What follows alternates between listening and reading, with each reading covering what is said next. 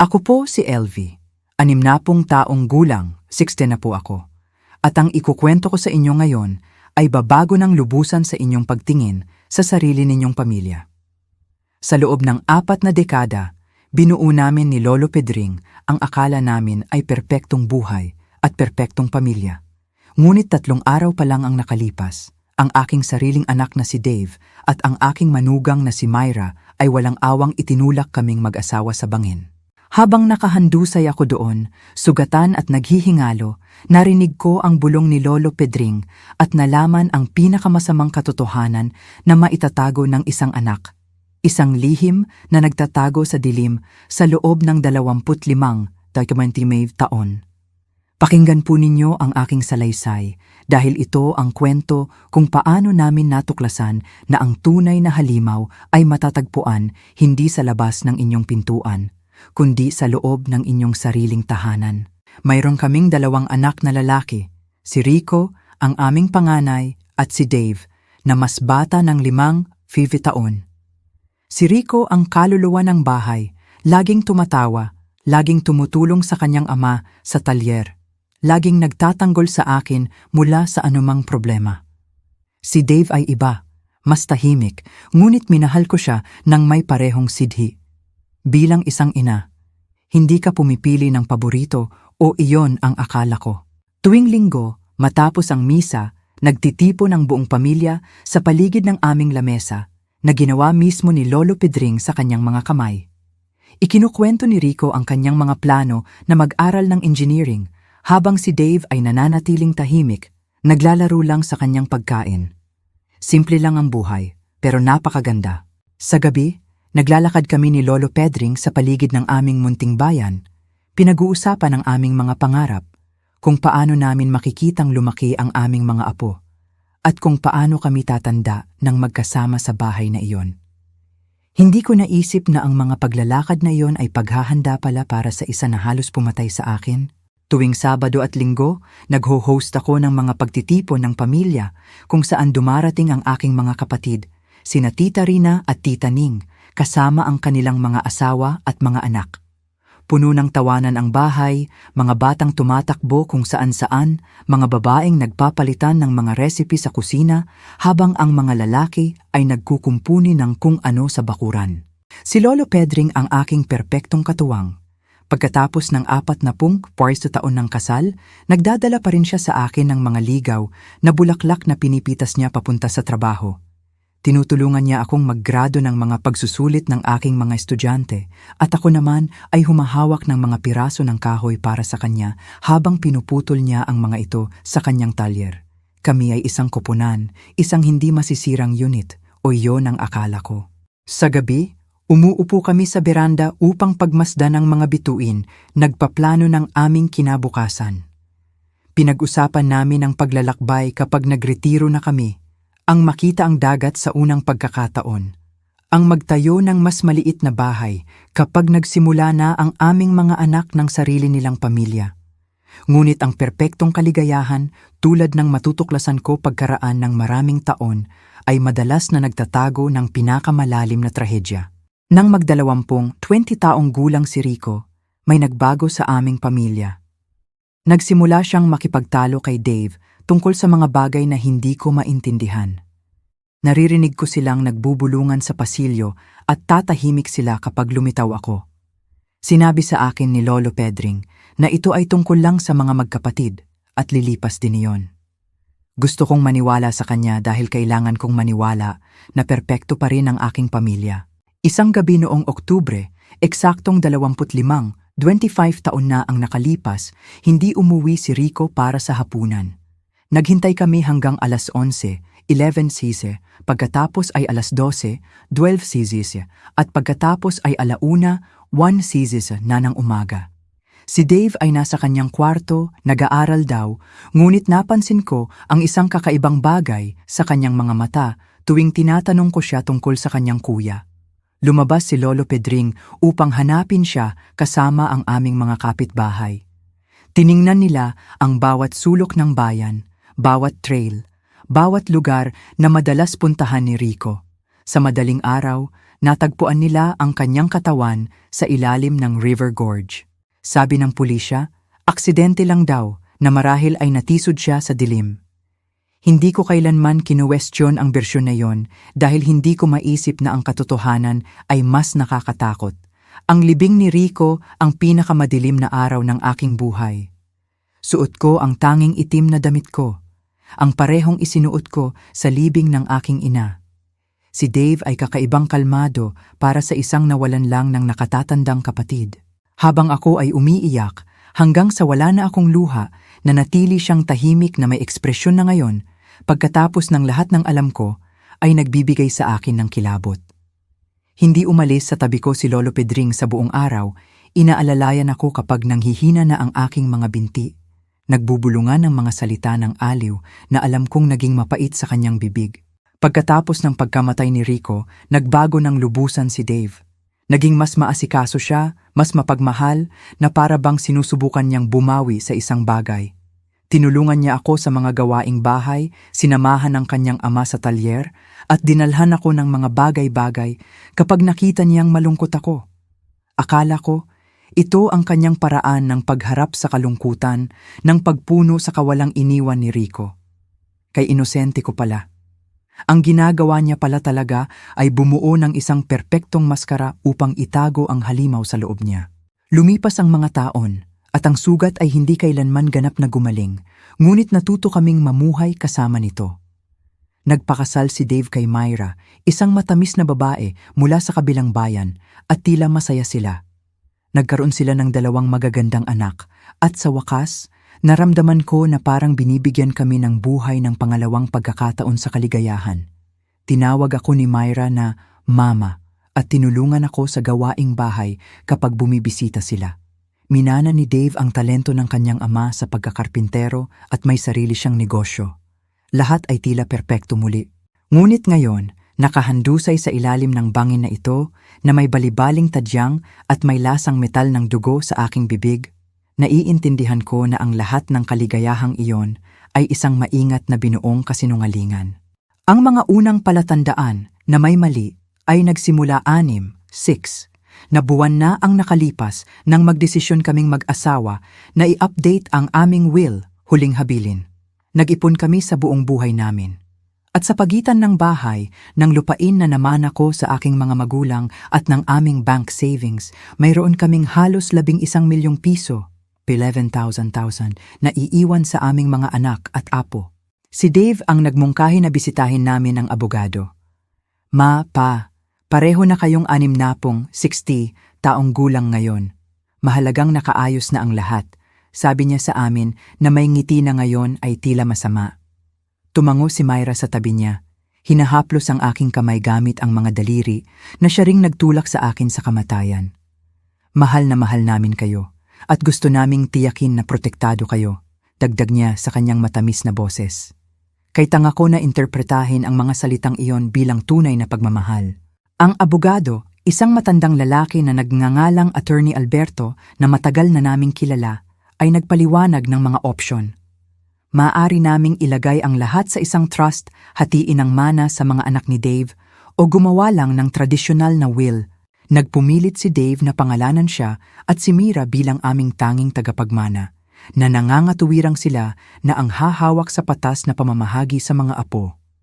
Bukod pa rito, aniya, kakailanganin ninyo kami kapag matanda na kayo. Mas maganda na kami ang may access sa mga resources upang maalagaan namin kayo ng maayos. May isang bagay sa kanyang tono na nagpahindi sa akin ng komportable, ngunit tila kumbinsido si Lolo Pedring.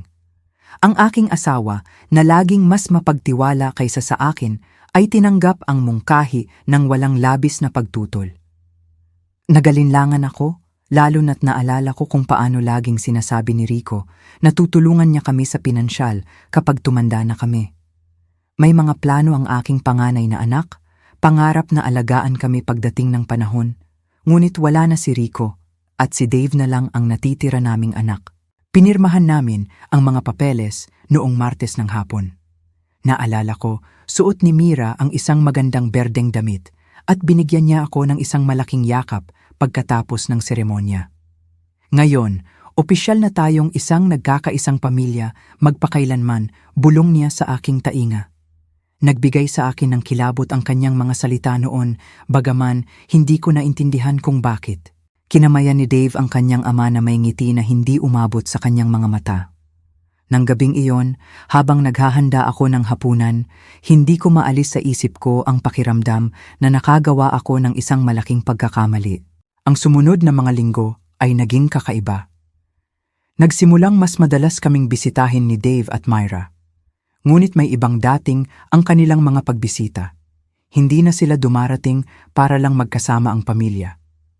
Palagi silang may mga mungkahi tungkol sa kung paano namin dapat ayusin ang bahay, anong mga investment ang dapat naming gawin, o anong mga life insurance policy ang dapat naming kunin.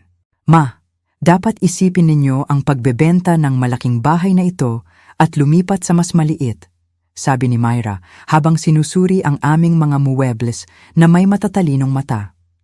Matutulungan namin kayong makahanap ng isang komportabling apartment sa bayan. Ngunit mahal ko ang aming bahay. Ang bawat sulok ay may alaala.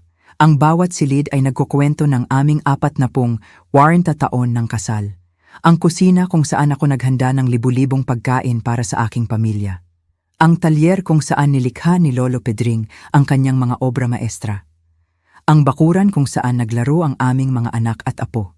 Hindi ko maisip ang buhay ko sa ibang lugar. Nang sabihin ko ito sa kanila, nakita ko ang isang kislap ng inis sa mga mata ni Dave na nagpalamig sa aking kaluluwa. Ma, hindi ka irrational, sabi niya sa tono na hindi niya kailanman ginamit sa akin. Napalaki na ang bahay na ito para sa 2 taong katulad ninyo. Kung madapa kayo sa hagdan o may mangyari, hindi namin kayo matutulungan sa oras. Tumango ng mariin si Myra, idinagdag. Bukod pa rito, napakamahal siguro ng upkeep. Mas matalino na ibenta na ngayon habang mataas ang housing market at lumipat sa isang bagay na mas angkop para sa edad ninyo.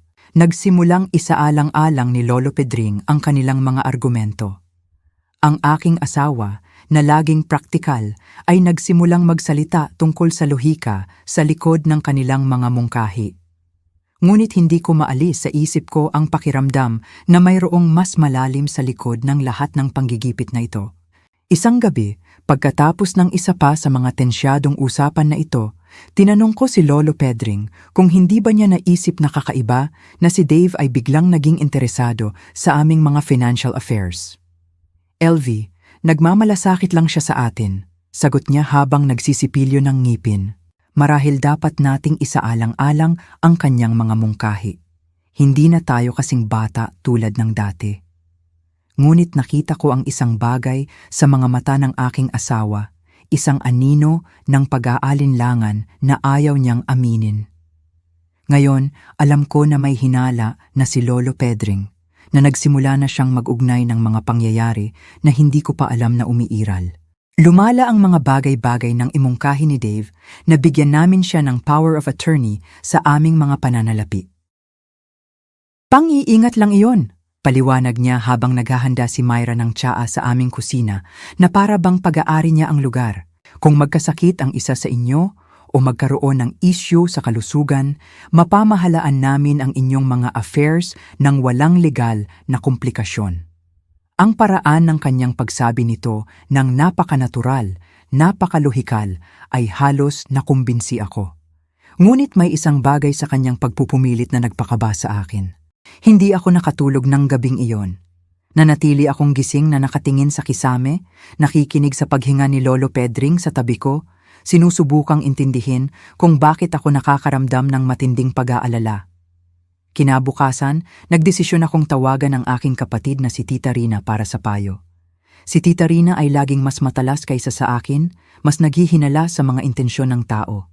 Nang ikinuwento ko sa kanya ang tungkol sa panggigipit ni Dave, nanahimik siya ng matagal. LV, sa wakas ay sinabi niya, hindi ba't kakaiba sa iyo na si Dave ay sobrang anxious na kontrolin ang inyong pera? Ibig kong sabihin, may sarili siyang negosyo. Maayos ang kanyang pinansyal. Bakit kailangan niya ng sobrang kontrol sa inyong mga finances? Tumama sa akin ang kanyang mga salita na parang sampal. Tama siya. Hindi kailanman tila nagkaroon ng problema sa pinansyal si Dave. Hindi kailanman humiram ng pera, hindi kailanman nagpakita ng anumang palatandaan na kailangan niya ng aming tulong pinansyal. Nang hapong iyon, nang dumating si Dave para sa isa pa sa kanyang mga pag-uusap tungkol sa aming kinabukasan, nagdesisyon akong harapin siya ng direkta. "Anak," sabi ko habang nakaupo kami sa sala, "bakit napakahalaga para sa iyo na kontrolin ang aming mga financial affairs? Nasa tamang pag-iisip pa kami ng iyong ama." Ang kanyang reaksyon ay agaran at nakapagsabi ng lahat. Tumigas ang kanyang mukha at sandaling nakita ko sa kanyang mga mata ang isang bagay na nagpaalala sa akin ng iba. Isang bagay na malamig, calculating at delikado. "Ma, hindi ito tungkol sa kontrol," sagot niya sa isang tensyadong boses. "Ito ay tungkol sa pagmamahal, pangangalaga at responsibilidad ng pamilya." Ngunit ang paraan ng kanyang pagbigkas ng responsibilidad ng pamilya ay tila mas banta kaysa isang pagpapahayag ng pagmamahal. Si Myra, na tahimik hanggang noon, ay sumingit sa kanyang matamis ngunit matatag na boses. "LV, gusto lang namin ang pinakamabuti para sa inyo. Masakit makita na nag-aalala kayo tungkol sa mga bagay na madali naming kayang hawakan." Nang gabing iyon, pagkatapos nilang umalis, kami ni Lolo Pedring ay nagkaroon ng aming unang seryosong pagtatalo sa loob ng maraming taon. Akala niya ay nagiging paranoid ako, na naghahanap ako ng problema kung saan wala naman. Nagpumilit ako na may hindi tama na sobrang nagbago ang ugali ng aming anak. "Lolo Pedring," sabi ko habang naghuhugas kami ng pinggan, "naalala mo ba kung anong klaseng tao si Dave bago mamatay si Rico? Iba siya. Mas malayo, Hindi ko alam kung paano ipapaliwanag, pero may isang bagay sa kanya na nakakatakot sa akin." Tumigil ang aking asawa sa paghugas ng plato sa kanyang mga kamay at tiningnan ako ng matindi. Sa kanyang mga mata, nakita ko ang isang bagay na hindi ko pa nakita dati. Pagkilala. "LV," sabi niya sa napakababang boses, "may mga bagay tungkol sa pagkamatay ni Rico na hindi ko kailanman sinabi sa iyo." Nagsimulang bumilis ng husto ang tibok ng aking puso. Tumama sa akin ang mga salita ni Lolo Pedring na parang kidlat. "Ano ang tungkol sa pagkamatay ni Rico?" Tanong ko sa nanginginig na boses. Umupo ang aking asawa ng mabigat sa isa sa mga upuan sa kusina, ang parehong lamesa kung saan kami nagbahagi ng libu-libong pagkain ng pamilya, kung saan nag-aaral si Rico ng kanyang mga homework, at kung saan laging nananatiling tahimik si Dave.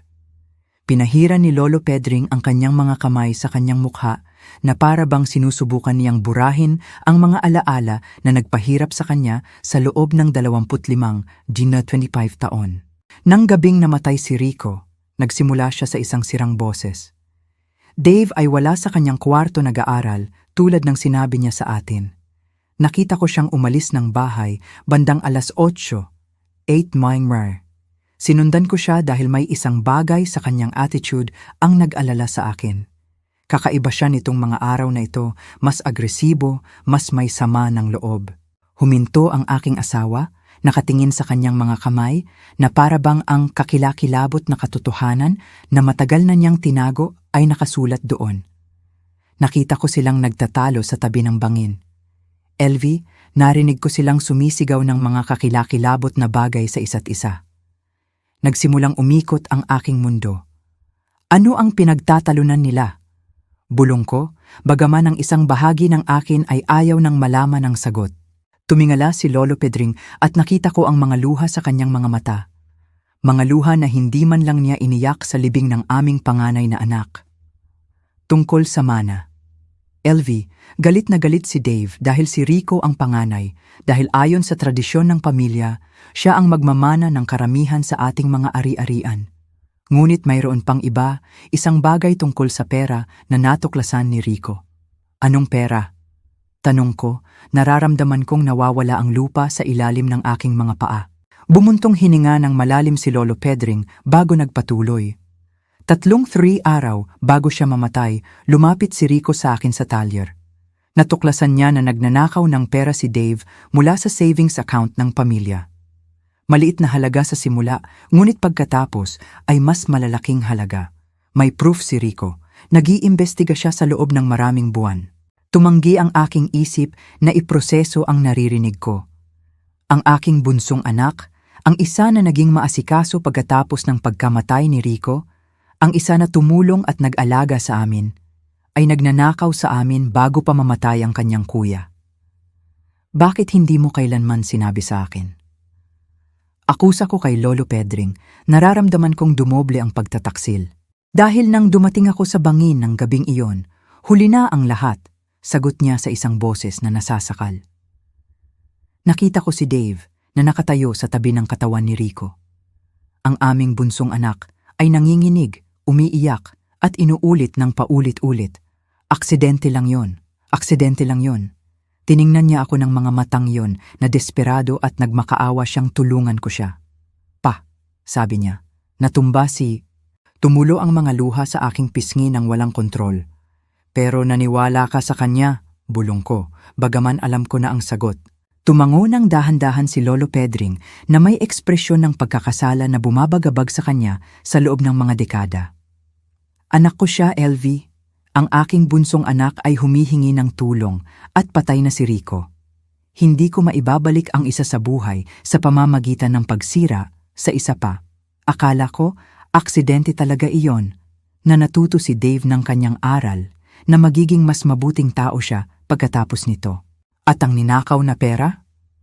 Tanong ko, kailangang malaman ang bawat detalye ng bangungot na ito. Nangako si Dave na babayaran niya ito ng paunti-unti, na kinuha niya ang pera para i-invest sa isang negosyo na nagkamali. Sumumpa siya na hindi na siya gagawa ng ganoon. At naniwala ako sa kanya, LV. Patawarin ako ng Diyos, pero naniwala ako sa kanya dahil kailangan kong maniwala na ang aking anak ay hindi isang mamamatay tao. Tumayo ako mula sa lamesa, nadadapa, humahawak sa dingding upang hindi matumba. Lahat ng pinaniwalaan ko tungkol sa aking pamilya, tungkol sa aking natitirang anak, tungkol sa huling 25 taon ng aking buhay, ay isang kasinungalingan. Ibinayad ba niya ang pera? Tanong ko, bagaman alam ko na ang sagot mula sa tingin sa mukha ni Lolo Pedring. Hindi kailanman, sagot niya. Sa katunayan, patuloy siyang nagnanakaw ng maliliit na halaga na pinipilit kong hindi mapansin dahil ang paghaharap sa kanya ay nangangahulugang pag-amin na tinakpan ko ang isang pagpatay. Naging kasabwat niya ako, LV. Sa bawat oras na nananatili akong tahimik, sa bawat oras na nagpapanggap akong hindi nakikita ang pagbaba ng bank accounts, naging mas kasabwat niya ako. Ang kakilakilabot na realidad ay nagsimulang maghugis sa aking isip. Kaya pala sobrang interesado siyang kontrolin ang ating mga finances ngayon, bulong ko. Hindi dahil nagmamalasakit siya sa atin. Ito ay dahil gusto niyang tapusin ang sinimulan niya 25 taon na ang nakalipas. Tumango ng seryoso si Lolo Pedring. At mayroon pang iba, LV, isang bagay na natuklasan ko lang ilang linggo na ang nakalipas. Ano pa ang maaaring mayroon? Tanong ko, nararamdaman kong hindi na kaya ng aking puso ang anumang pagbubunyag. Pumunta si Lolo Pedring sa kanyang desk at kinuha ang ilang mga papel na tinatago niya sa ilalim ng iba pang mga dokumento. Lihim kong iniimbestigahan ang mga finances ni Dave. Ang kanyang negosyo sa pagkakarpintero ay hindi kasing ayos ng gusto niyang paniwalaan natin. Sa katunayan, siya ay nasa bingit ng pagkalugi, bankruptcy. May utang siyang higit sa 5,500,000 piso, 500,000, sa ilang mga bangko at supplier. Nanginginig ang mga papel sa aking mga kamay habang binabasa ko ang mga numero. Si Dave ay hindi ang matagumpay na lalaki na ipinagpapanggap niya. Siya ay isang desperadong bigo na namumuhay sa mga kasinungalingan at ninakaw na pera sa loob ng mga dekada. Alam ba ni Myra ang lahat ng ito? Tanong ko, naaalala ang kanyang matamis na ngiti at mapagmahal na yakap. Sigurado akong alam niya, sagot ni Lolo Pedring. Napansin ko kung paano niya idinidirekta ang mga pag-uusap kapag pinag-uusapan nila ang ating pera. Kung paano siya nagtatanong ng mga tiyak na tanong tungkol sa ating savings, ang halaga ng bahay, ang ating mga life insurance policy. Hindi iyon inosenteng mga tanong, LV. Iyon ay mga tanong mula sa isang taong nagkakalkula kung magkano eksakto ang halaga ng ating kamatayan. Ang pangungusap na iyon ay nagpalamig sa aking kaluluwa. Ang ating kamatayan, inulit ko sa isang bulong. Ito ang unang pagkakataon na naisip ko na baka gusto ni Dave na saktan kami ng pisikal. Hanggang sa sandaling iyon, akala ko gusto lang niya kaming pagnakawan o dayain. Ngunit kung pinatay niya ang sarili niyang kapatid para sa pera, ano ang pipigil sa kanya na patayin ang kanyang mga magulang para sa parehong dahilan? Lolo Pedring, sabi ko, hinawakan ang kanyang mga kamay. Kailangan nating pumunta sa pulisya. Kailangan nating sabihin sa kanila ang katotohanan tungkol kay Rico at tungkol sa nangyayari ngayon. Ngunit umiling ang aking asawa na may tingin ng kawalang pag-asa na dumurog sa aking puso. Sa anong ebidensya, LV? Ako ay isang kasabwat sa pagtatakip ng isang pagpatay. Kung magsasalita ako ngayon, makukulong din ako. At bukod pa rito, sino ang maniniwala sa isang matandang lalaki na 65 na nagtago ng sikretong ito sa loob ng 25 taon? Tama siya. Maghihintay na lang ba tayo na patayin niya tayo tulad ng pagpatay niya kay Rico? Magiging maingat tayo, sabi ni Lolo Pedring, sinusubukang magtunog na mas kumpiyansa kaysa sa nararamdaman niya talaga. Hahanap tayo ng paraan upang protektahan ang ating sarili, upang magtipon ng ebidensya. Ngunit ang kanyang mga salita ay naputol ng tunog ng telepono. Si Dave iyon. "Hi ma," sabi niya sa matamis na boses na ngayon ay tila masama na sa akin. Kami ni Myra ay nag-iisip at naniniwala kaming magiging maganda na ipagdiwang ang inyong ika-40 na anibersaryo ng kasal sa isang bagay na espesyal. Paano kung dalhin namin kayo sa mga bundok na laging ninyong pinag-uusapan sa susunod na weekend? Maaari tayong mag-hiking ng pamilya, mag-picture at magkaroon ng isang perpektong araw ng magkasama. Naging yelo ang aking dugo. Tiningnan ko si Lolo Pedring na nakarinig ng pag-uusap at may parehong tingin ng takot sa kanyang mukha. Iyan ay isang napakagandang ideya, anak. Nagawa kong sumagot sa isang nanginginig na boses. Ngunit pag-iisipan muna namin at babalikan ka namin bukas. Pagkatapos ng pagkabitin, kami ni Lolo Pedring ay nagtinginan sa katahimikan. Alam namin na katatanggap lang namin ng imbitasyon sa aming sariling execution. Ang mga bundok, bulong ko. Dadalhin niya tayo sa mga bundok para patayin tayo at gawing aksidente. Tumango ng seryoso si Lolo Pedring, tulad ng ginawa niya kay Rico sa bangin. Nang gabing iyon, hindi kami natulog ng 1 minuto, magkayakap sa aming kama, nagpaplano kung paano kami makakaligtas sa aming sariling anak. Ang sumunod na mga araw ay isang bangungot ng takot at pagpapanggap. Kami ni Lolo Pedring ay kailangang kumilos na para bang walang nangyari nang dumating sina Dave at Myra upang bumisita, nakangiti kapag pinag-uusapan nila ang tungkol sa biyahe sa bundok, tumatango kapag nasasabik silang nagkukwento na magsasama-sama ang pamilya.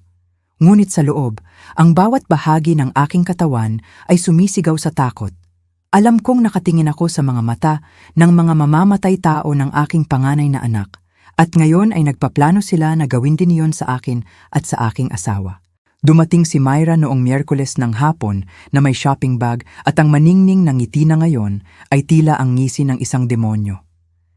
"LV, mahal," sabi niya, niyakap ako gamit ang mga braso na malapit nang magtulak sa akin sa kamatayan. Bumili ako ng ilang mga supplies para sa ating mountain adventure. Cookies, tubig, prutas, lahat ng kailangan natin para sa picnic.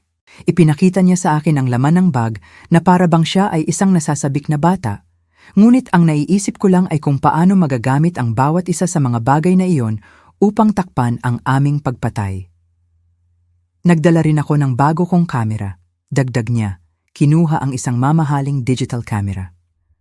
Gusto kong i-capture ang bawat sandali ng espesyal na araw na ito. Ito ay magiging mga photo na pahahalagahan natin magpakailanman. Ang irony ng kanyang mga salita ay nagpasuka sa akin. Ang tanging photo na kukunin niya ay ang aming mga sirang katawan sa ilalim ng isang bangin kung sakaling may makahanap sa amin. Lumitaw si Dave sa likod niya na may dalang bagong hiking backpack. "Pa," sabi niya kay Lolo Pedring na may peking sigasig, "binili ko ang lahat ng kinakailangang kagamitan para sa isang ligtas na hike. Mga lubid, harnesses, lanterns, isang first aid kit. Ang bawat salita na lumabas sa kanyang bibig ay parang isang malupit na pang-iinis. Kagamitan sa kaligtasan upang planuhin ang aming pagpatay. Ang perversity ng sitwasyon ay nagpahilo sa akin. Hindi ba't medyo delikado para sa mga taong kasing edad namin? Tanong ko, sinusubukang magtunog na kaswal habang naghahanap ng anumang dahilan upang kanselahin ang biyahe. Hinaplos ni Myra ang aking pisngi gamit ang pekeng lambing na nagpagulo sa aking tiyan. Kaya nga pumili kami ng isang napakadali at ligtas na trail, tinitiyak niya sa akin. Ito ay isang hike na kahit mga bata ay kayang gawin. Bukod pa rito, kami ni Dave ang bahala sa inyo sa buong oras. Oo, sila ang mag-aalaga sa amin hanggang sa eksaktong sandali na magdesisyon silang itulak kami sa bangin. Nang gabing iyon, nang sa wakas ay umalis sila, kami ni Lolo Pedring ay umupo sa aming sala, nanginginig. Hindi lang dahil sa lamig, kundi dahil sa ganap na takot na matagal na naming pinipigilan. Hindi tayo maaaring pumunta, sabi ko, hinawakan ang kanyang mga kamay. Hindi tayo maaaring pumunta. Mag-isip tayo ng dahilan. Kung hindi tayo pupunta, sagot ni Lolo Pedring sa isang seryosong boses, hahanap sila ng ibang paraan upang patayin tayo. Marahil ay isang bagay na mukhang mas aksidente, tulad ng sunog sa bahay o isang robbery gone wrong. Hindi bababa sa bundok, alam natin kung ano ang susubukan nilang gawin. Ang kanyang mga salita ay may kakilakilabot na lohika, ngunit hindi ito nagbigay sa akin ng anumang kaginhawaan. Kaya, ano ang iminumungkahi mo? Tanong ko. Desperado na makahanap ng isang solusyon na magliligtas sa aming buhay. Si Lolo Pedring ay nag-isip sa loob ng ilang minuto bago sumagot. Pupunta tayo, pero magiging handa tayo. Itatago ko ang aking cellphone at isiset ito upang i-record ang lahat ng mangyayari. Kung makakaligtas tayo, magkakaroon tayo ng ebidensya. At kung hindi, sumira ang kanyang boses. Hindi bababa sa malalaman ng isang tao ang katotohanan. Noong Biyernes ng gabi, halos hindi namin maubos ang aming hapunan. Alam namin na baka ito na ang huli naming pagkain ng magkasama sa aming bahay, sa kusina na yon kung saan kami nagbahagi ng napakaraming masasayang sandali noong kami ay isang tunay na pamilya. Sinuri ni Lolo Pedring ang kanyang will ng isa pang beses, tinitiyak na kung may mangyari sa amin, hindi bababa sa hindi makukuha ni Dave ang lahat ng walang talaan ng aming mga hinala. Nagsulat ako ng isang liham. Umamin siya, kinuha ang isang nakaselyong envelope mula sa kanyang desk. Ito ay addressed sa iyong kapatid na si Tita Rina. Dito, ipinapaliwanag ko ang lahat ng alam namin tungkol sa pagkamatay ni Rico at kung ano ang pinaniniwalaan naming plano ni Dave na gawin sa amin. Itinago ko ito sa lugar kung saan namin inilalagay ang aming mahahalagang dokumento. Kung hindi kami babalik mula sa biyaheng ito, hindi bababa sa malalaman niya kung saan hahanapin ang katotohanan. Nang gabing iyon, kami ay natulog na magkayakap, nagbubulungan ng mga salita ng pag-ibig na maaaring ang aming huli. Kung may mangyari sa akin, LV, sabi ni Lolo Pedring, gusto kong malaman mo na ang 40 taon na ito sa iyo ay ang pinakamaganda sa aking buhay. Sa kabila ng lahat, sa kabila ng mga pagkakamali at mga sikreto, mahal kita ng higit pa sa sarili kong buhay. Umiyak ako sa katahimikan, sinaulo ang ritmo ng kanyang paghinga, ang init ng kanyang katawan, ang amoy ng kanyang balat. Sumikat ang araw ng Sabado na may malinaw na kalangitan na tila nang iinis sa aming sitwasyon. Dumating ng maaga si Dave, sumisipol ng isang masayang himig na nagpalamig sa aking dugo. Magandang umaga, mga lovebirds, tawag niya mula sa pintuan. Handa na para sa inyong malaking adventure? Lumitaw si Mira sa likod niya, maningning na parang isang babaeng ikakasal sa araw ng kanyang kasal, maliban na ito ay isang kasal sa kamatayan. Sa panahon ng almusal na halos hindi namin makain, detalyadong ipinaliwanag ni Dave ang route na tatahakin namin. Ito ay isang magandang trail, sabi niya, inilatag ang isang map sa lamesa. Ito ay humahantong sa isang lookout kung saan makikita mo ang buong lambak. Sabi nila, napakaganda ng mga view. Ang kanyang mga mata ay nagniningning na may sigasig na tila demonyo. Siyempre, magiging napakaganda ng mga view. Sila na ang magiging huli na makikita namin sa aming buhay. Ang trail ay may ilang matarik na bahagi, dagdag ni Myra, na para bang nagbibigay sa amin ng kapaki-pakinabang na impormasyon sa turista. Ngunit walang anumang hindi kayang hawakan ng mga experienced hikers na tulad ninyo. Ang kanyang komento tungkol sa aming di umano'y kakayahan sa hiking ay tila isang malupit na biro. Kami ay 2 taong 60 taong gulang na halos hindi naglalakad sa parke paminsan-minsan. Habang naglo-load kami ng kotse, nakita ko si Dave na maingat na sinusuri ang kanyang backpack, tinitiyak na mayroon siyang lahat ng kailangan niya para sa kanyang plano. Nakita ko ang mga lubid, isang maliit na pala at isang bagay na mukhang flare gun. Para saan yan? Tanong ko. Itinuro ang baril. Para sa kaligtasan, sagot niya nang hindi nag-aalangan. Kung naligaw tayo o may nagkamali, maaari tayong magpadala ng distress signal.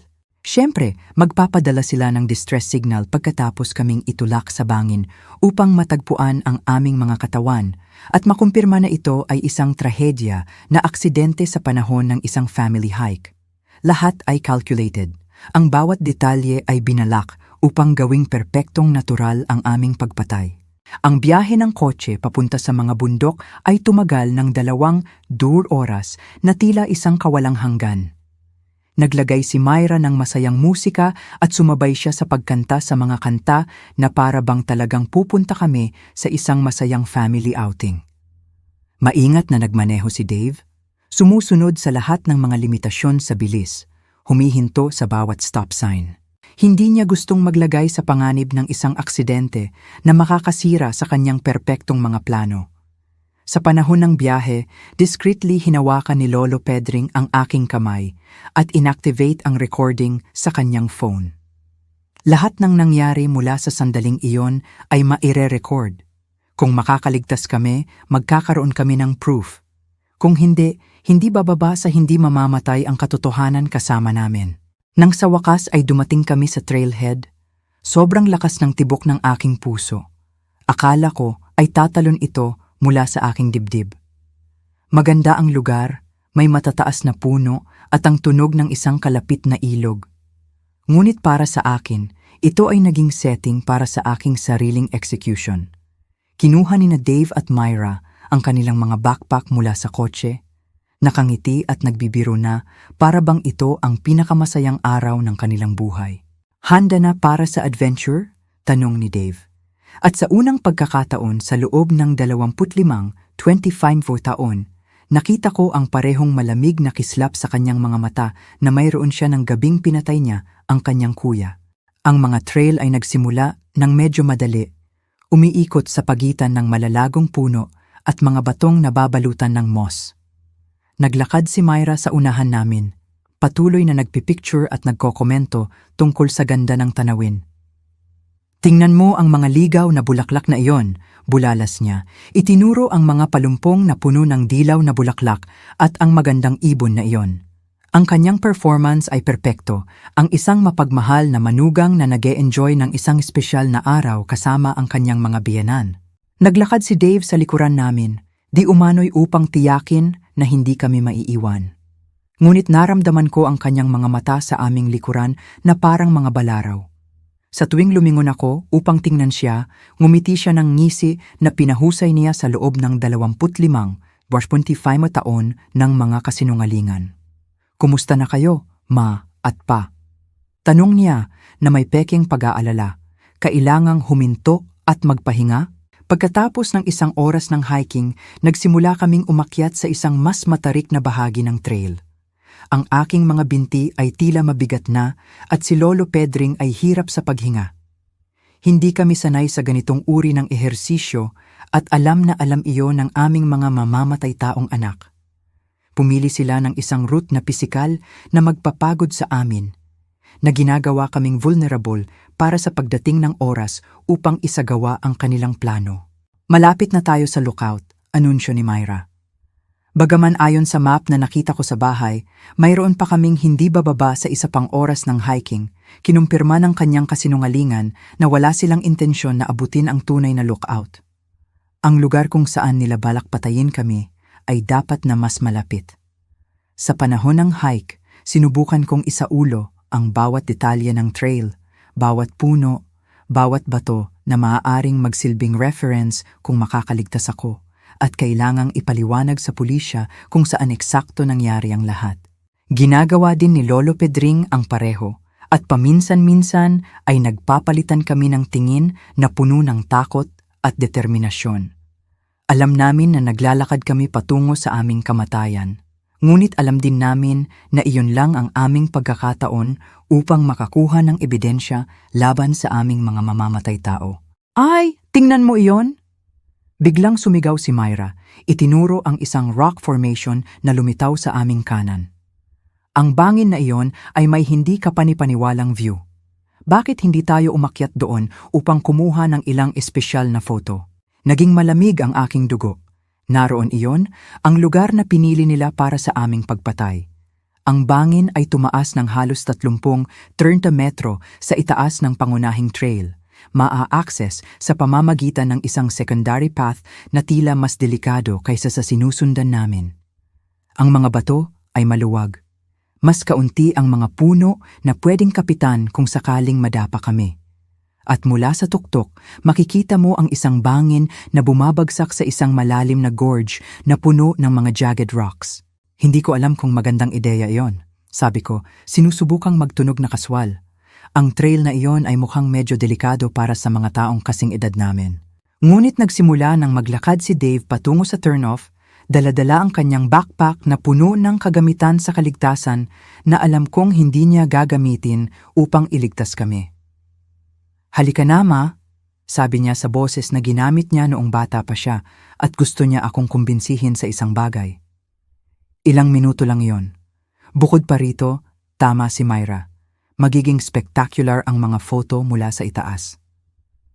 Ang paraan ng kanyang pagbigkas ng spectacular ay nagpaningas sa akin. Magiging spectacular sila para sa sinumang makakita sa kanila pagkatapos bilang ebidensya ng aming aksidente. Marahan na pinisil ni Lolo Pedring ang aking kamay, pinapaalala sa akin na nire-record ng kanyang phone ang lahat. Kailangan naming magpatuloy.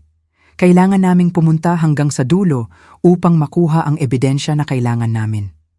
Kung tatanggi kami ngayon, hahanap lang sila ng ibang pagkakataon, ibang lugar, ibang dahilan upang patayin kami. Ang pag-akyat sa bangin ay nakakapagod. Ang mga maluwag na bato ay nadulas sa ilalim ng aming mga paa, at higit sa isang beses ay muntik na akong mahulog. Ngunit ang pinakanakakatakot na bagay ay ang pagtukoy kung gaano kaperpekto ang lugar na ito para sa isang pagpatay.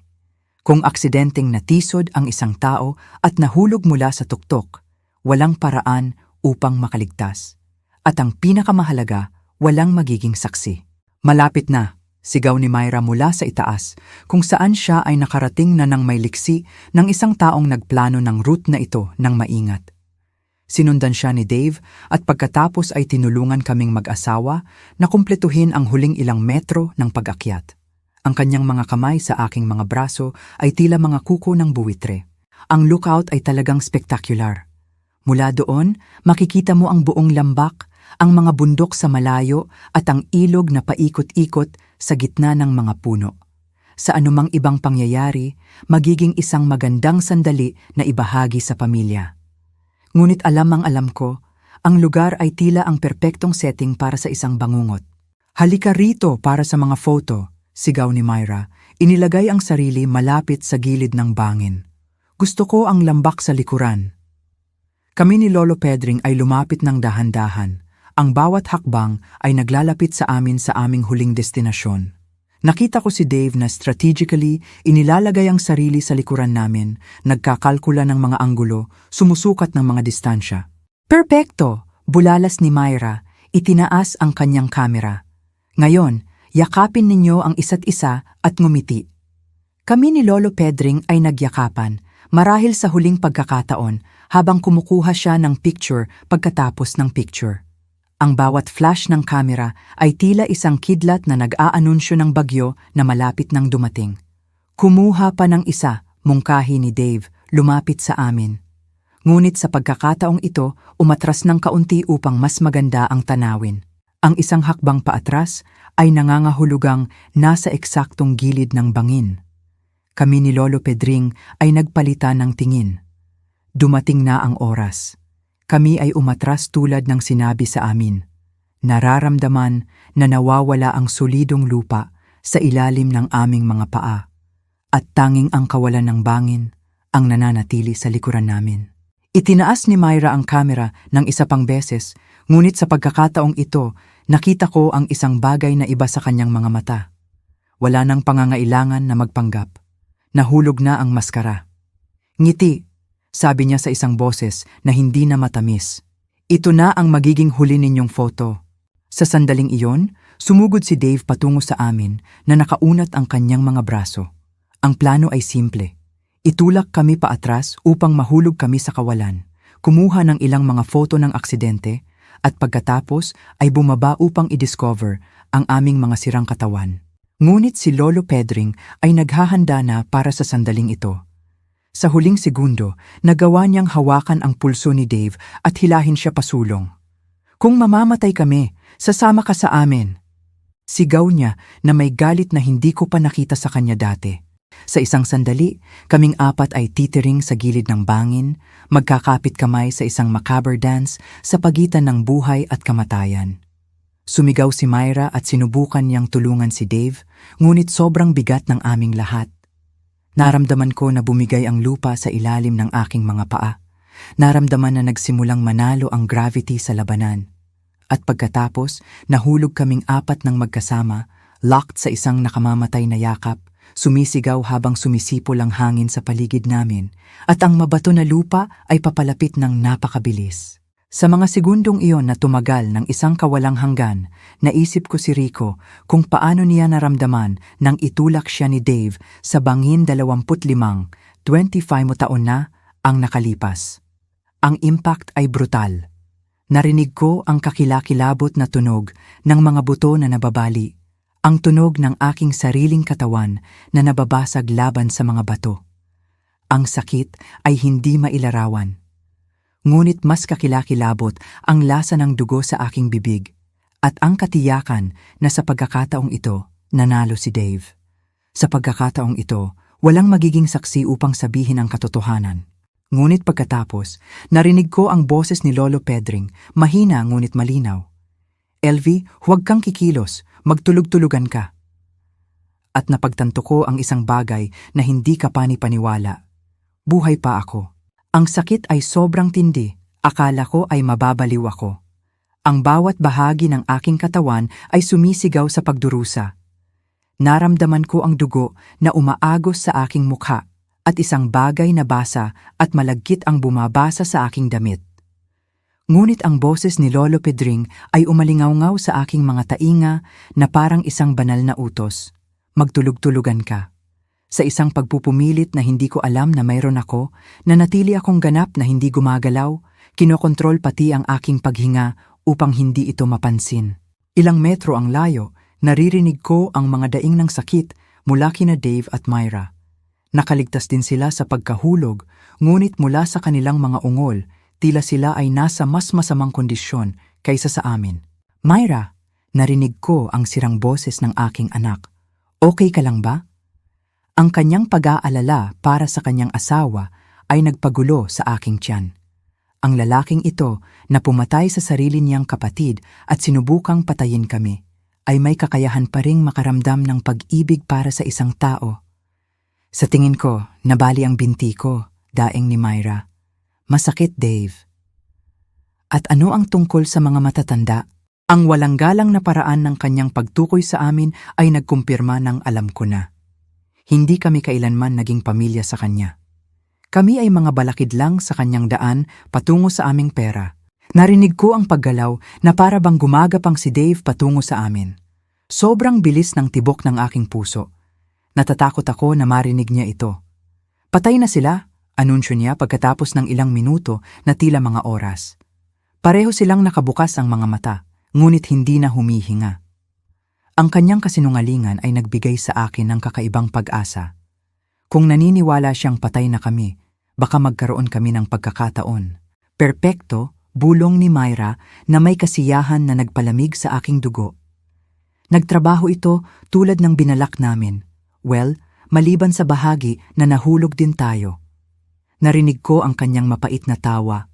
Hindi bababa sa hindi na natin kailangang magpanggap na mahal natin sila. Sa loob ng sumunod na ilang minuto, na tila isang kawalang hanggan. Pinag-usapan ni na Dave at Myra ang kanilang sitwasyon. Pareho silang nasugatan, ngunit kaya nilang gumalaw.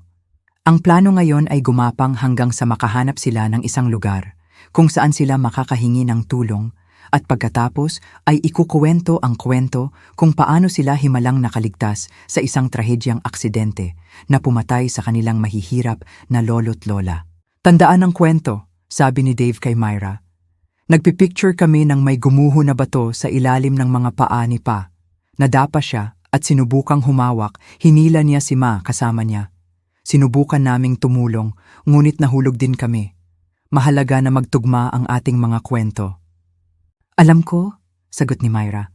Nasanay na namin ito ng 100 beses. Kami ang traumatized survivors ng isang trahedya ng pamilya. Kawawa naman kami. Nawala namin ang aming mahal na mga biyenan sa isang kakilakilabot na aksidente.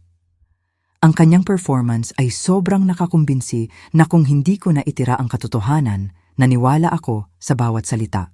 Unti-unti, ang kanilang mga boses ay kumupas habang gumagapang sila patungo sa inaasahan nilang magiging kanilang kaligtasan. Nang sa wakas ay bumagsak ang katahimikan, binulong ni Lolo Pedring ang aking pangalan ng napakababa. Halos hindi ko siya marinig. "LV, okay ka lang ba?" Sumagot ako sa parehong bulong. Kinukumpirma na buhay ako, ngunit sobrang nasugatan.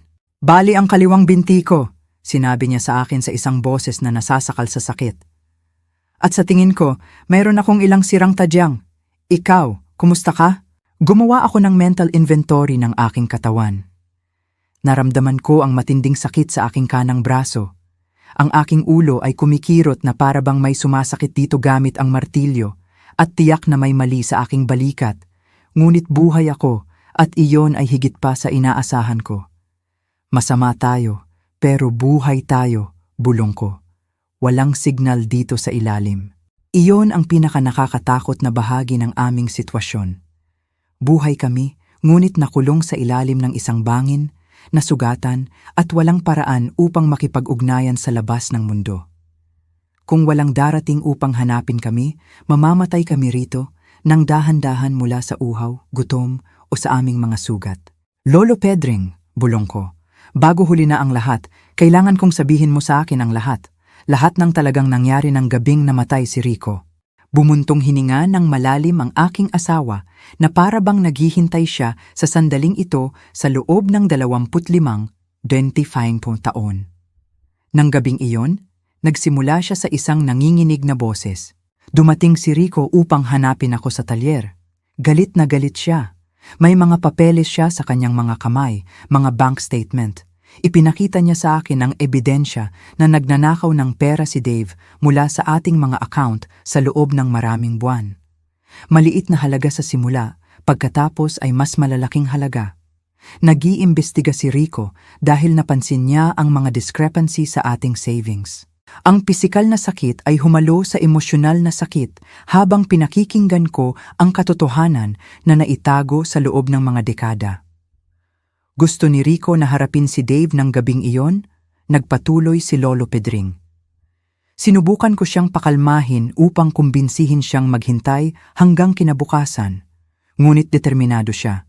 Sabi niya, hindi siya makakatulog alam na nagnanakaw ang kanyang bunsong kapatid sa atin. "At sinundan mo siya?" tanong ko, bagaman alam ko na ang sagot. Sinundan ko siya dahil natatakot ako sa maaaring mangyari. Alam ko ang ugali ni Rico kapag nagagalit siya at napansin ko rin.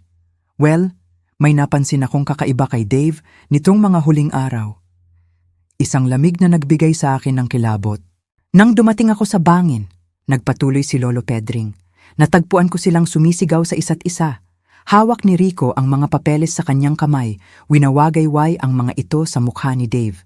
"Magnanakaw ka," sigaw niya. "Nagnanakaw ka sa sarili nating mga magulang." Tinanggi ni Dave ang lahat. Sabi niya, Baliw si Rico na nag-iimbento lang siya ng mga bagay-bagay. Bumilis ang tibok ng aking puso habang iniisip ko ang eksena. Ang aking 2 anak na naghaharap sa dilim. Ang isa ay nag-aakusa sa isa ng pagtataksil. Anong nangyari pagkatapos? Huminto ng matagal si Lolo Pedring bago nagpatuloy. Sinabi sa kanya ni Rico na kung hindi niya ibabalik ang pera at ipagtatapat ang lahat sa atin, siya mismo ang magsasabi sa atin ng katotohanan. Nagalit si Dave. Sumigaw siya na laging si Rico ang paborito, na laging madali ang lahat sa kanya, na oras na para magbago ang mga bagay-bagay. At pagkatapos, nasira ang boses ni Lolo Pedring. Tinulak ni Dave si Rico. Hindi iyon aksidente. Tinulak niya siya ng buong lakas ng sinasadya. Nakita ko si Rico na sinusubukang panatilihin ang kanyang balanse. Nakita ko ang kanyang mga braso na pumapalo ng desperado. Naghahanap ng isang bagay na mahawakan. Ngunit huli na ang lahat. Ang mga luha ay umagos sa aking pisngi. Humahalo sa dugo mula sa aking mga sugat. Bakit hindi mo kailanman sinabi sa akin ang katotohanan? Bumuntong hininga ng malalim si Lolo Pedring. Dahil nang dumating ako kung nasaan si Dave, umiiyak siya, nanginginig, sinasabi sa akin ng paulit-ulit na aksidente lang iyon na hindi niya sinasadya. Nagmakaawa siya na huwag kong sabihin sa iyo ang anuman, na hindi niya ako kayang mawala rin. Pero alam mong kasinungalingan iyon, bulong ko mula sa kaibuturan ng aking puso. Oo, pero anak ko siya, LV, ang nag-iisa kong natitirang anak. Paano ko siya ibibigay sa pulisya? Paano ko sisirain ang natitira sa ating pamilya? Ang kanyang katwiran ay mas masakit kaysa sa aking mga pisikal na pinsala. At ang ninakaw na pera, nagpatuloy ako. Nangako sa akin si Dave na ibabalik niya ito ng paunti-unti. Sumumpa siya na isa itong masamang desisyon, na desperado siya na hindi na ito mangyayari muli. Ngunit hindi siya nagbalik ng isang kusing man lang. Sa katunayan, patuloy siyang nagnanakaw at nanatili akong tahimik dahil ang bawat araw na lumipas ay ginawa akong mas kasabwat sa kanyang krimen. Sa sandaling iyon, narinig namin ang mga boses sa malayo. Nagawa ni na Dave at Myra na makahanap ng tulong. Malapit na, darating na ang mga rescue team at gagampanan ng aming mga mamamatay taong anak ang papel ng kanilang buhay, ang traumatized survivors ng isang trahedya ng pamilya. Ang mga boses ay papalapit ng papalapit, sinamahan ng tunog ng mga helicopter na lumilipad sa lugar. Dumating na ang rescue team at kasama nila, dumating ang pinakamahalagang sandali ng aming buhay. Kami ni Lolo Pedring ay kailangang gumawa ng desisyon sa loob ng ilang minuto. Dapat ba kaming magpatuloy na magpanggap na patay hanggang sa makahanap kami ng perpektong pagkakataon upang ibunyag ang katotohanan o makipagsapalaran na mailigtas kasama ng aming mga mamamatay tao? LV, bulong ni Lolo Pedring ng apurahan. Ni-record ng phone ang lahat ng nangyari sa itaas. Mayroon tayong pagtatapat ni Mira tungkol sa plano. Mayroon tayong mga pag-amin ni Dave na kami ay mga balakid. Mayroon tayong lahat. Ngunit kung makikita nila tayong buhay ngayon, maaari nilang sirain ang ebidensya bago namin ito na ibigay sa mga awtoridad. Tama siya. Kung napagtanto ni na Dave at Myra na nakaligtas kami at narinig ang kanilang mga pagtatapat, hahanap sila ng paraan upang patahimikin kami magpakailanman. Sa pagkakataong ito, hindi ito magiging aksidente. Ito ay magiging isang bagay na mas direkta at definitive. Kailangan naming maghintay para sa perpektong sandali. Nasa ibaba sila, sigaw ng boses ni Dave mula sa itaas. Mga magulang ko, pakiusap, bilisan ninyo. Ang kanyang performance ay perpekto. Ang kanyang boses ay sirang-sira sa sakit at kawalang pag-asa. Kung hindi ko alam ang katotohanan, naniwala ako na siya ay isang anak na nawasak sa pagkawala ng kanyang mga magulang. Sir, manatiling kalmado, sagot ng isang boses na may awtoridad na dapat ay pag-aari ng pinuno ng rescue team. Bababa kami upang suriin kayo. Kayo at ang inyong asawa ay maaaring gumalaw. Narinig ko ang tunog ng mga lubid at kagamitan na inihahanda para sa pagbaba. Pinahusay ni Myra ang kanyang papel bilang nagdadalamhating balo. Hindi ako makapaniwala na nangyari ito, humihikbi siya. Nagpipicture kami ng napakasaya. Lahat ay nangyari ng napakabilis. May gumuho na bato at nahulog sila. Ang bawat salita ay isang saksak sa aking puso dahil alam ko na uulitin niya ang parehong mga salita sa pulisya, sa media, sa sinumang gustong makinig sa kanyang bersyon ng mga pangyayari.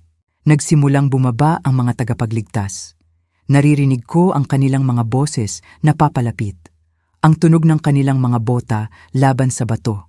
Ang kalansing ng kanilang kagamitan. Marahan na pinisil ni Lolo Pedring ang aking kamay. Pinapaalala sa akin na kailangan naming panatilihin ang act anuman ang mangyari. Nandito sila, sigaw ng isa sa mga tagapagligtas pagkatapos kaming matagpuan. Mayroon tayong 2 tao sa ilalim ng bangin. Lumapit siya sa amin at nagsimulang suriin kami. Nanatili akong nakapikit ang mga mata at ang aking paghinga ay napakababaw, halos hindi mapansin. Naramdaman ko ang kanyang mga kamay na naghahanap ng pulso sa aking leeg. Ang kanyang tainga malapit sa aking bibig. Sinusubukang makita ang paghinga. Mayroon pa itong mahinang pulso, anunsyo niya, tinutukoy si Lolo Pedring. Ang babae? Hindi ako sigurado. Kailangan ko ang medical team dito kaagad. Bumilis ang tibok ng aking puso.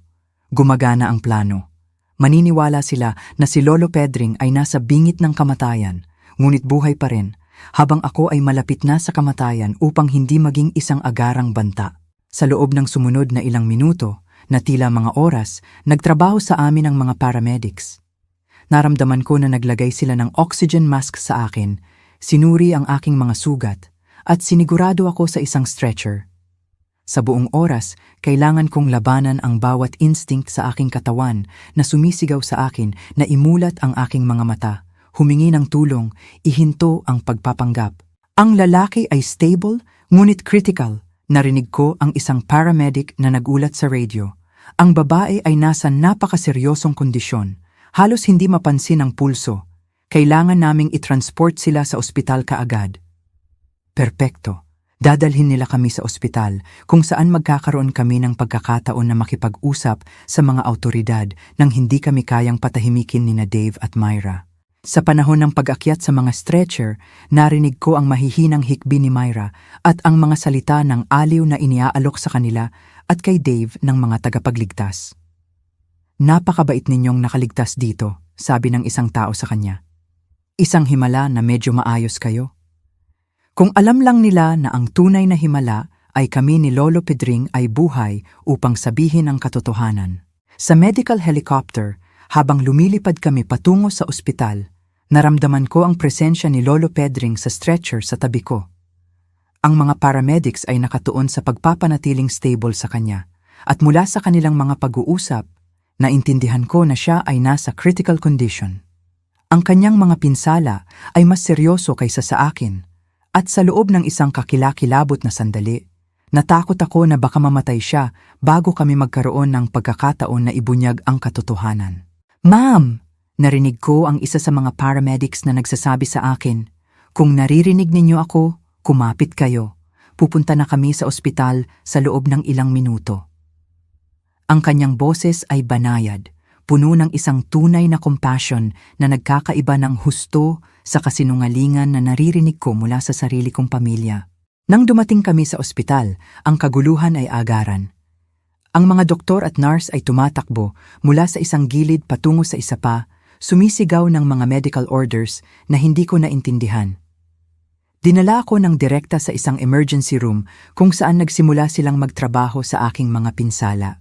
Kailangan kong magpatuloy na magpanggap na walang malay, ngunit kailangan ko ring makahanap ng paraan upang makipag-usap sa isang taong mapagkakatiwalaan ko. Doktor, narinig ko ang isang nurse na nagsasabi, ang kanyang mga vital signs ay kakaiba. Ang kanyang pulso ay mas malakas kaysa sa inaasahan namin para sa isang taong nasa kanyang di umano'y kondisyon. Nalagpasan ng aking puso ang isang tibok. Natuklasan nila ako. Napakabigat kong artista na ang sarili kong katawan ay nagtataksil sa akin. Bulong ng doktor. Nangyayari iyan minsan sa mga kaso ng extreme trauma. Ang katawan ay may mahiwagang paraan ng pagkapit sa buhay. Panatilihin natin ang malapit na pagbabantay. Ang ginang. Well, Ang susunod na ilang oras ay magiging crucial. Nagawa na namin ang lahat ng aming makakaya. Gumawa si Myra ng isang tunog na di umano'y isang hikbi ng sakit, ngunit sa akin ay tila isang buntong hininga ng kaluwagan. Maaari ba namin silang makita? Tanong ni Dave. Kahit ilang minuto lang. Kailangan naming magpaalam, sakali. Pumayag ang doktor, at hindi nagtagal, narinig ko ang mga yabag na papalapit sa aking kama. Iyon ang pinakadelikadong sandali sa lahat. Kailangan kong kumbinsihin ang aking mamamatay taong anak na talagang namamatay ako.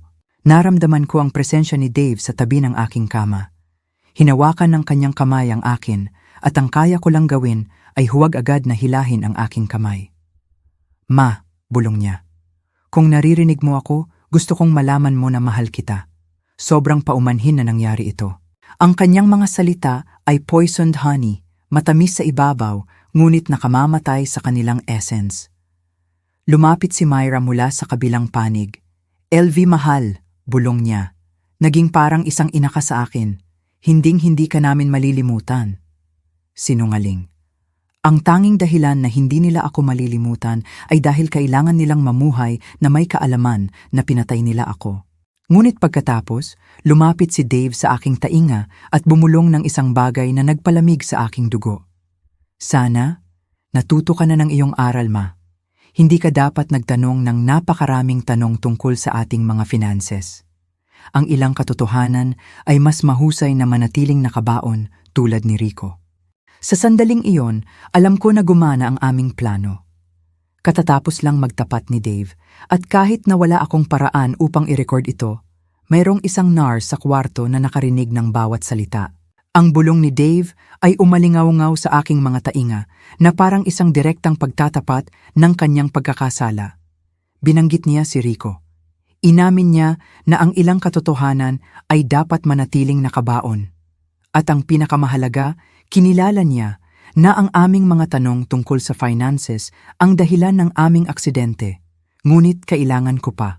Kailangan ko ng isang ganap na pagtatapat na hindi maaaring maliwanagan o tanggihan sa huli.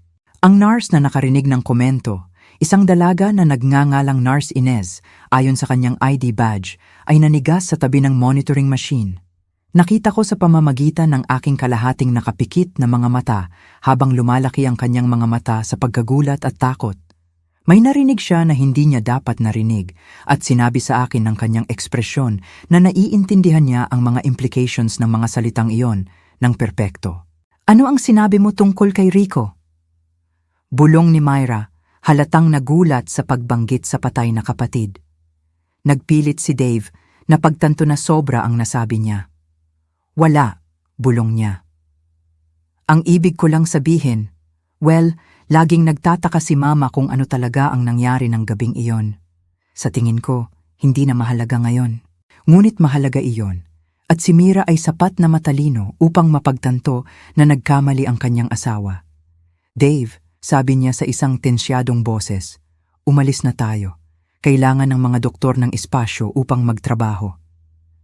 Naramdaman ko ang tensyon sa pagitan nila, ang mutual na pag-unawa na sobra ang nasabi nila sa maling lugar. Pagkatapos nilang umalis, lumapit si Nurse Inez sa aking kama. Ma'am, bulong niya ng napakababa. Halos hindi ko siya marinig. Alam kong naririnig ninyo ako. Ang narinig ko ngayon ay hindi normal. Kung kayo ay nasa panganib, kailangan ninyo akong sabihan sa anumang paraan. Ang kanyang boses ay may pagkaapurahan na nagbigay sa akin ng pag-asa. May ibang tao na nagsimulang maghinala. Napakabagal, halos hindi mapansin. Iginalaw ko ang aking index finger. Ito ang pinakamaliit na posibleng paggalaw, ngunit agad na napansin ito ni Nurse Inez. Diyos ko, bulong niya, nagpapanggap siyang walang malay. Iginalaw ko ulit ang aking daliri. Sa pagkakataong ito ay 2 beses. Oo, makinig kayo, sabi niya, lumapit pa. Magpapanggap ako na sinusuri ko ang inyong mga monitor. Kung kayo ay nasa panganib mula sa mga taong iyon na katatapos lang dito, igalaw ninyo ang inyong daliri ng 3 beses. Nang walang pag-aalinlangan, iginalaw ko ang aking daliri ng 3 beses. Nakahinga ng malalim si Nurse Inez. Ginawa nila ito sa inyo. 3 paggalaw pa. Lumayo ang nurse sa aking kama at nagpanggap na sinusuri ang aking IV habang pinoproseso niya ang katatapos lang niyang matuklasan. Nakita ko sa kanyang ekspresyon na nahihirapan siya sa desisyon kung ano ang gagawin. Sa wakas, lumapit siya sa akin muli. Kakausapin ko ang doctor in charge, bulong niya. Ngunit kailangan mong magpatuloy na magpanggap hanggang sa maprotektahan ka namin. Naiintindihan mo ba? Iginalaw ko ang aking daliri ng isang beses. Ang sumunod na ilang minuto ay labis na nagpapahirap. Umalis si Nurse Ines sa kwarto at naiwan akong mag-isa, naghihintay at nagdarasal na maniwala siya sa aking kwento at gumawa ng tamang mga aksyon. Sa wakas, narinig ko ang mga yabag na papalapit. Si Nurse Ines iyon na sinamahan ng isang matandang lalaki na dapat ay ang chief doctor at nakakagulat, 2 opisyal ng pulisya. "Ma'am," sabi ng doktor sa isang mababang boses, "sinabi sa akin ni Nurse Ines ang tungkol sa inyong sitwasyon. Kung naririnig ninyo ako, kailangan naming malaman ninyo na ligtas na kayo ngayon. Ang mga opisyal ay nandito upang protektahan kayo." Isang alon ng relief na sobrang tindi ang halos nakasira sa aking act.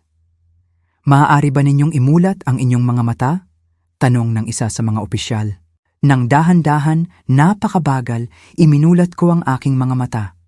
Ang ilaw ng ospital ay bumulag sa akin sa isang sandali, ngunit unti-unti akong nagawang mag-focus sa mga nag-aalalang mukha na nakapalibot sa akin. "Salamat sa Diyos," bulong ni Nurse Ines. Akala ko ay mababaliw na ako. "Ma'am," sabi ng opisyal ng pulisya, isang lalaki na may seryosong ekspresyon. "Ako si Investigador Reyes. Naiintindihan namin na kayo ay nasa isang napakadelikadong sitwasyon. Maaari ba ninyong sabihin sa amin kung ano talaga ang nangyari sa bundok na iyon?" Ang aking boses ay lumabas bilang isang garalgal na bulong pagkatapos ng mga oras ng pagpapanggap na walang malay. Ang aking anak at ang kanyang asawa ay nagtulak sa amin. Ang sumunod na ilang oras ay isang buhawi ng mga pahayag, mga recording at mga pagbubunyag.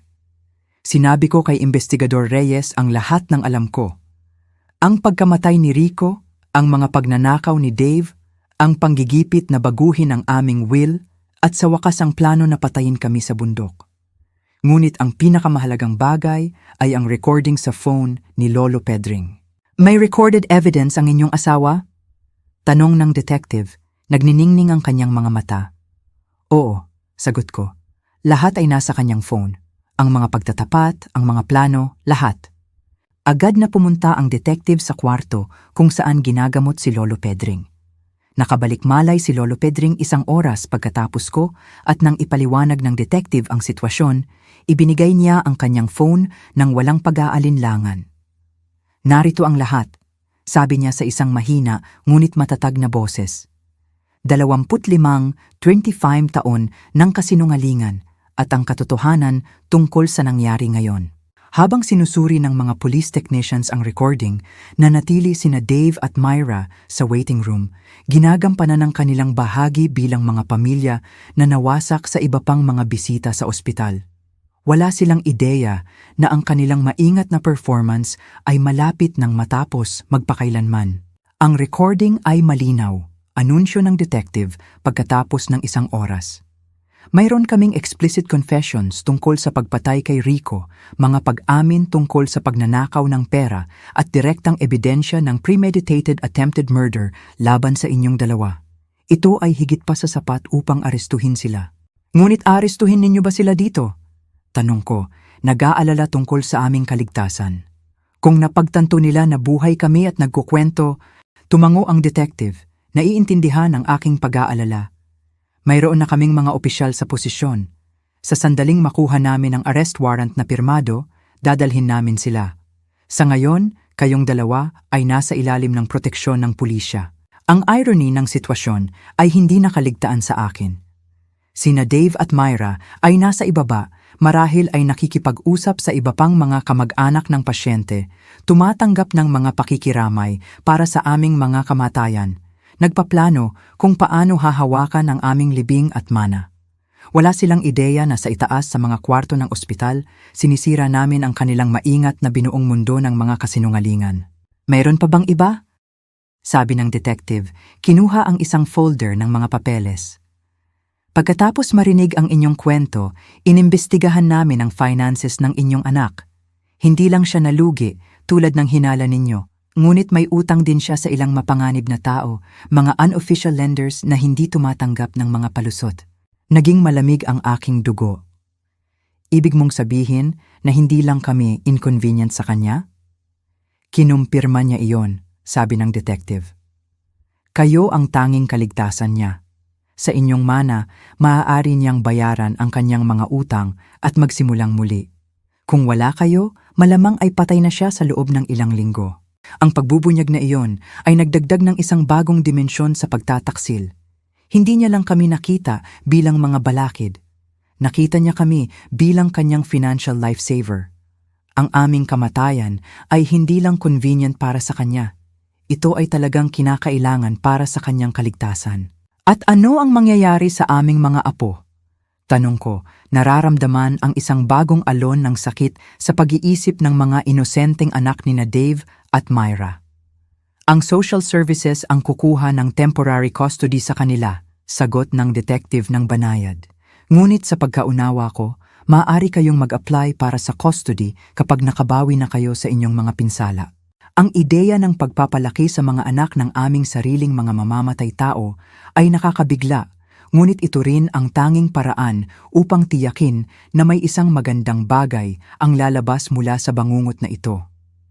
Ang mga bata ay inosente at karapat-dapat silang magkaroon ng pagkakataon na lumaki sa isang tahanan kung saan ang pag-ibig ay totoo, hindi peke. Oras na, anunsyo ng detective nang pumasok ang isang opisyal sa kwarto na may mga papeles sa kamay. Pirmado na ang mga warrant, arestuhin na namin sila ngayon. Sa bintana ng aking kwarto na nakatanaw sa hospital parking lot, nakita ko ang mga opisyal ng pulisya na discreetly inilalagay ang sarili. Ang sandali na matagal ko nang hinihintay sa loob ng 25 taon ay sa wakas ay dumating na. Dave Black at Myra Black. Kayo ay nasa ilalim ng pag-aresto para sa pagpatay kay Rico Black at sa attempted murder kina LV at Lolo Pedring Black. Ang katahimikan na sumunod ay nakakabingi. Pagkatapos, ang hysterical na boses ni Myra. Ano ang pinag-uusapan ninyo? Kami ang mga biktima rito. Ang aming mga biyanan ay namatay sa isang aksidente. Ma'am, kalmadong sagot ng opisyal. Ang inyong mga biyenan ay buhay at nagbigay sila ng kumpletong ebidensya ng inyong mga krimen. Nagkaroon ng isang sandali ng ganap na katahimikan na sinundan ng isang sigaw ng kawalang pag-asa mula kay Dave. Imposible iyan. Nakita namin silang namatay. Patay na sila. Ang kanyang involuntary confession ay na-capture ng mga police recorder. Nagdadagdag ng isa pang piraso ng ebidensya sa kanilang kaso. Sa radyo, narinig ko si Myra na nagsimulang sisihin si Dave. Lahat iyon ay ideya niya. Ayaw kong gawin ang lahat ng ito. Pinilit niya ako. At si Dave, sa desperasyon, ay sumigaw. Ikaw ang nagmungkahi ng bangin. Ikaw ang nagplano ng lahat ng ito. Sa loob ng ilang minuto, ang alliance na tumagal ng maraming taon ay gumuho habang sinubukan ng bawat isa na iligtas ang sarili nilang balat. Bumalik si Investigador Reyes sa aking kwarto isang oras pagkatapos na may ekspresyon ng kasiyahan na hinaluan ng kalungkutan. Naaresto na sila at papunta na sa station. Ipinabatid niya sa akin.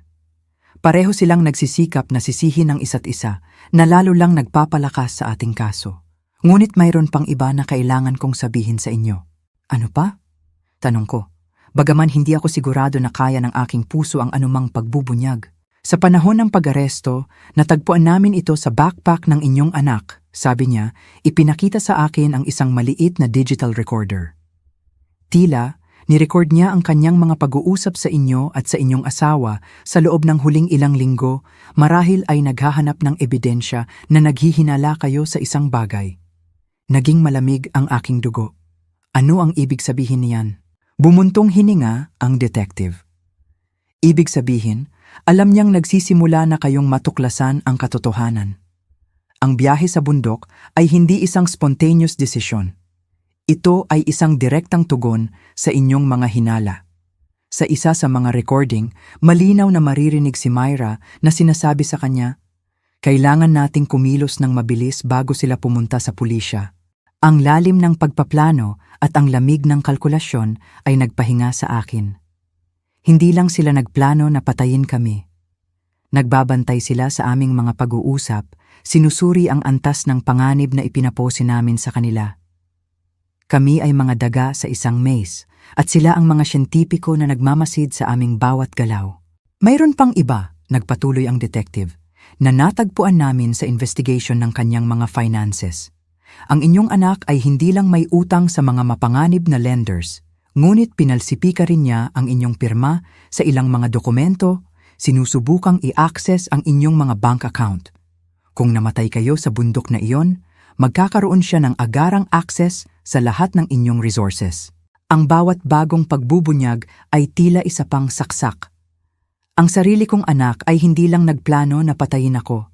Siya ay aktibong nagnanakaw sa akin. Pinapalsipika ang aking pirma at nilalabag ang bawat prinsipyo ng tiwala sa pamilya na sinubukan kong itanim sa kanya. Magkano ang kabuuang ninakaw niya? Tanong ko, bagaman hindi ako sigurado na gusto kong malaman. Halos 2,075,000 piso, pew 750,000 sa loob ng huling 5 taon, sagot ng detective. Maliit na halaga na akala niya ay hindi ninyo mapapansin, ngunit kung idaragdag, umaabot sa isang malaking halaga. Ang pera na inipon namin ni Lolo Pedring sa loob ng mga dekada ng pagsisikap, kusing-kusing, ay financing sa buhay ng karangyaan ng aming anak habang pinaplano niya ang aming pagpatay. Ang sumunod na mga araw sa ospital ay isang buhawi ng mga panayam ng pulisya, mga pagbisita mula sa mga abogado at mga tawag mula sa news media na nakakuha ng kwento. Ang lokal na press ay nagbigay ng pamagat sa kaso na pinakateribling pagtataksil ng pamilya ng dekada. At ang mga reporter mula sa buong bansa ay gustong marinig ang aming bersyon ng mga pangyayari. Dumating ang aking kapatid na si Tita Rina mula sa kalapit na bayan. Umiiyak at niyakap ako na para bang hindi niya ako nakita sa loob ng mga dekada. "LV," sabi niya ng paulit-ulit, "lagi kong alam na may kakaiba kay Dave pagkatapos ng pagkamatay ni Rico, ngunit hindi ko kailanman naisip na kaya niya ito." Ang kanyang mga salita ay nagbigay sa akin ng kaginhawaan dahil kinumpirma nila na ang aking maternal instincts ay hindi ganap na bulag. At ang mga bata, tanong ko tungkol sa aking mga apo na ngayon ay nasa temporary custody ng social services. "Nakita ko sila kahapon," malungkot na sagot ni Tita Rina. Nalilito sila, nagtatanong kung bakit hindi makauwi ang kanilang mga magulang. Napakabata pa nila upang intindihin kung ano talaga ang nangyari. Ang abogado na kinuha namin, ang parehong Attorney Alberto na naghanda ng aming will, ay dumating upang makita kami na may balita tungkol sa legal na proseso. Ang kaso ay solid, tinitiyak niya sa amin. Sa mga recording, ang mga pagtatapat sa panahon ng pag-aresto at lahat ng financial evidence, halos imposible para sa kanila na makatakas sa significant convictions. Ngunit pagkatapos ay nagdagdag siya ng isang bagay na nagpalamig sa aking dugo. Gayunpaman, sinusubukan nilang makipagnegosasyon para sa mas mababang guilty plea sa pamamagitan ng pag-aangkin na ito ay isang crime of passion, hindi premeditated. Isang crime of passion? Bulalas ko ng may pagkagalit. Binalak nila ito sa loob ng mga linggo, bumili ng espesyal na kagamitan, at pumili ng perpektong lugar. Tumango ng seryoso si Attorney Alberto. Alam ko at mayroon kaming ebidensya ng premeditation, ngunit ang kanilang mga abogado ay mga ngatuwiran na ito ay isang desperadong desisyon na ginawa sa ilalim ng extreme financial pressure. Ang ideya na maaari silang makatanggap ng pinababang mga sentensya para sa kanilang mga krimen ay nagpuno sa akin ng galit. Pinatay nila si Rico. Sinubukan nila kaming patayin. Ninakaw nila ang aming pera sa loob ng maraming taon. At ngayon, gusto nilang ipakita ang sarili bilang mga biktima ng mga pangyayari. Ano ang maaari nating gawin upang tiyakin na makuha nila ang nararapat sa kanila? Tanong ko. Testify, simpleng sagot ni Attorney Alberto. Ang inyong patotoo na sinamahan ng lahat ng ebidensya ay magiging crucial para maintindihan ng jury ang tunay na kalikasan ng mga krimen na ito. Ngunit binabalaan ko kayo, magiging emotionally devastating na harapin ang inyong anak sa court. Tama siya. Ang ideya ng pagtingin kay Dave sa mga mata sa panahon ng trial, ng pakikinig sa kanyang mga abogado na sinusubukang bigyang katwiran ang hindi makatwiran, ng pagbabalik tanaw sa bawat sandali ng bangungot na ito ay nakakabigla. Ngunit ito ang kailangan kong gawin para kay Rico, para sa amin, at para sa aking mga apo na karapat dapat malaman ang katotohanan tungkol sa kanilang mga magulang. 3 linggo pagkatapos ng pag-aresto, kami ni Lolo Pedring ay sa wakas ay nakauwi na. Ang aming mga sugat ay gumaling na ng sapat upang payagan kaming gumalaw, bagaman kailangan pa rin niya ng crutches at ang aking braso ay nasa sling. Kakaiba ang pakiramdam ng bahay na para bang ito ang set ng isang dula pagkatapos umalis ng lahat ng mga artista. Lahat ay eksakto kung paano namin ito iniwan noong araw ng aming family outing. Ang mga pinggan ng almusal ay nasa sink pa rin. Ang kama ay hindi inayos. Ang mga bulaklak na dinala sa akin ni Dave ng linggong iyon ay nasa lamesa pa rin ng kusina. Ngayon ay lantana at patay. Tila huminto ang oras sa sandaling natapos ang aming normal na buhay magpakailanman. Sa tingin mo, magiging masaya pa ba tayo ulit? Tanong ko kay Lolo Pedring nang unang gabing iyon pabalik habang nakahiga kami sa aming pamilyar na kama. Niyakap niya ako gamit ang kanyang hindi nasugatan na braso at bumuntong hininga ng malalim. Hindi ko alam, LV, sabi niya, ngunit buhay tayo. Nasa panig natin ang katotohanan at sa unang pagkakataon sa loob ng 25 taon, hindi na tayo kailangang mamuhay na may mga sikreto. Ang trial ay nagsimula 6 na buwan pagkatapos. Sa araw na kailangan kong magpatotoo, tiningnan ko si Dave nang direkta sa mga mata sa unang pagkakataon mula noong pag-aresto. Wala akong nakitang pagsisisi, walang sakit. Hindi ko nakita ang anak na pinalaki ko. Nakita ko ang isang malamig at calculating na estranghero na nagpanggap na aking anak sa loob ng mga dekada. Nang matapos ko ang aking patotoo, pagkatapos ikuwento ang bawat kakilakilabot na detalye ng aming karanasan, direkta akong nagsalita sa kanya mula sa witness stand. Dave, hindi ko alam kung sino ka, ngunit hindi ka na ang aking anak. Namatay ang aking anak nang gabing pinatay mo si Rico at ang namuhay sa kanyang lugar sa loob ng 25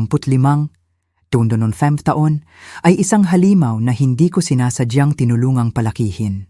Nagliberasyon ng jury sa loob ng 3 araw bago natagpuan si Dave na nagkasala ng first-degree murder para sa pagkamatay ni Rico at first-degree attempted murder para sa ginawa niya sa amin. Nakatanggap si Myra ng parehong conviction bilang isang kasabwat.